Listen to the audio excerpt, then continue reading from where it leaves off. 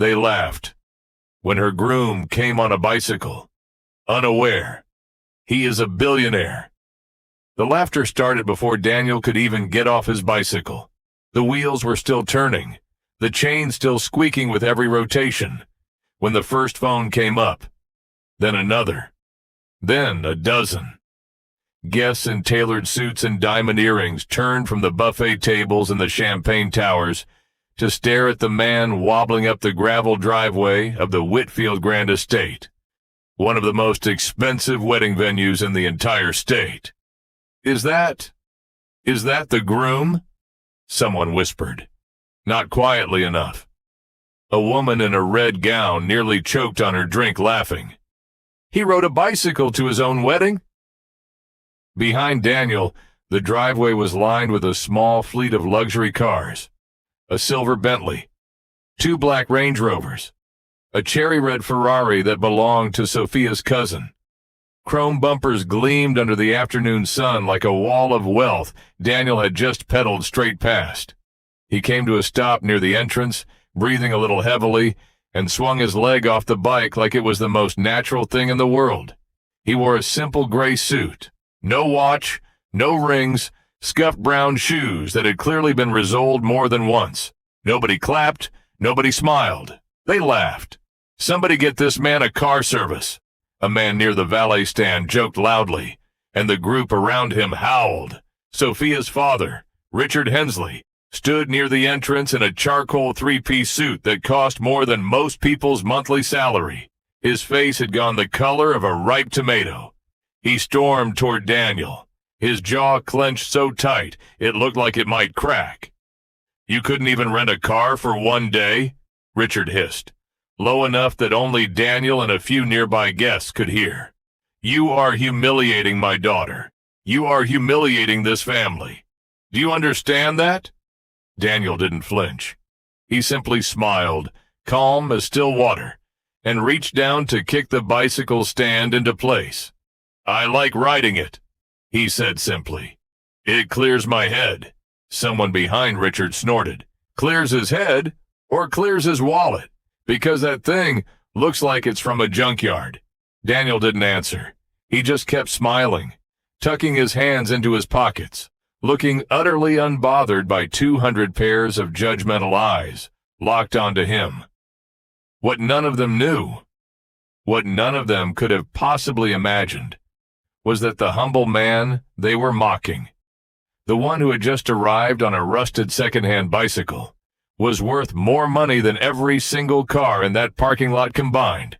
Multiplied by 10, he could have bought the entire venue, the surrounding vineyard, and the small town it sat in, and still had more money left over than most of these guests would see in 10 lifetimes.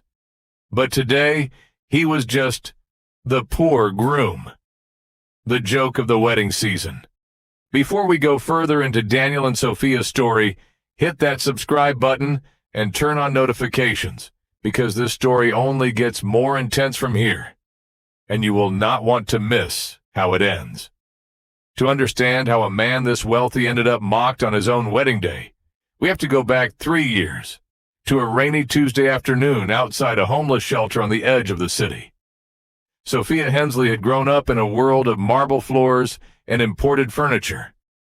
Her father, Richard, had built a real estate empire spanning 4 states. Her mother, Eleanor, spent her days choosing between charity galas and spa retreats. Sophia had never had to want for anything material in her life, but she had always felt like something was missing, some kind of meaning beneath the surface of gold-plated everything. That was why, against her parents' wishes, she spent her Saturdays volunteering at a shelter downtown, serving food, sorting donated clothes, sitting with people whose stories humbled her more than any charity gala speech ever could. It was there, on a gray and rainy afternoon, that she first noticed him. He wasn't a volunteer, at least not officially registered like she was. He simply showed up, quietly, week after week, helping carry boxes, fixing a broken door hinge, teaching a group of teenagers how to write a resume, He never asked for recognition. He never wore anything more than jeans and a plain jacket. "You're here again," Sophia said one afternoon, handing him a cup of coffee as they both took shelter from the rain under the building's awning.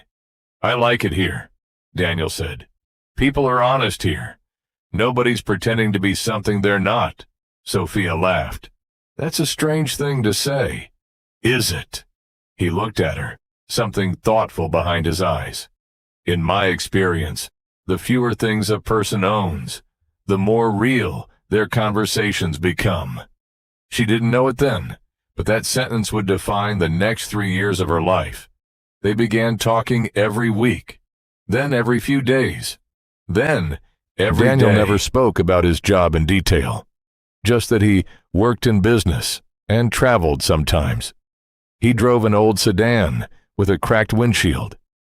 He lived, according to what he told her, in a small apartment above a laundromat. He never once mentioned money, and Sophia never once asked, because for the first time in her life, she was falling in love with someone, for reasons that had nothing to do with what he owned. "He's charming, sweetheart. I'll give him that," her mother said one evening, swirling a glass of wine. "But what does he actually do? What's his family like? Does he even own a home?" "He's kind, Mom. He's honest. Isn't that supposed to matter?" "Kindness doesn't pay for a wedding venue," her father snapped from across the dinner table. "Kindness doesn't build a future." That conversation was the first spark of a fire that would burn for the next 2 years. Richard Hensley had a very specific vision for his daughter's future. A future that involved a son-in-law from old money, someone who could expand the family's business connections, someone who fit the image of success that Richard had spent his whole life curating.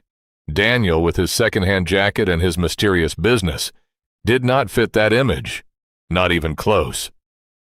"He's probably after your inheritance," Richard said once, during one of their many arguments.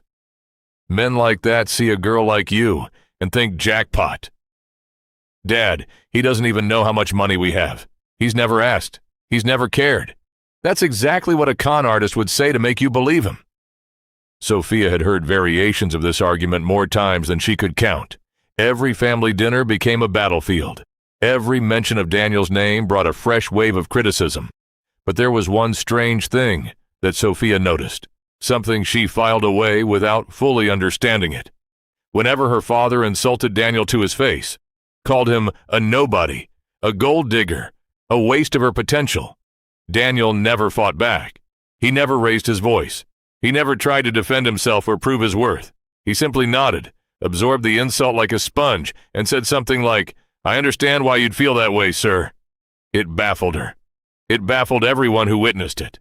"Why don't you ever stand up for yourself?" Sophia once asked him, frustrated after a particularly brutal dinner, where her father had all but called Daniel a leech in front of the entire extended family. Daniel took her hand gently. "Because the people who need to see the truth eventually will.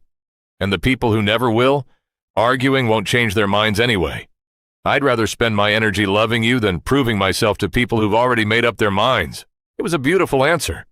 It was also, unfortunately, an answer that made everyone around them even more convinced that Daniel truly had nothing to prove. Because in their eyes, a man with real wealth or power would never let himself be humiliated so easily. Poor men swallow insults, they assumed. Rich men throw them back. They had no idea how wrong they were. If you're enjoying this story so far, make sure to drop a like on this video. It genuinely helps this channel grow.